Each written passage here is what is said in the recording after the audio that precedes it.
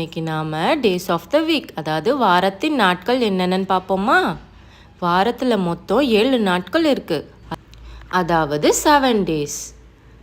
Sunday சொல்லுங்கள். Sunday. சண்டேனா ஞாயிறு. எங்கே சொல்லுங்கள்? ஞாயிறு. மண்டே.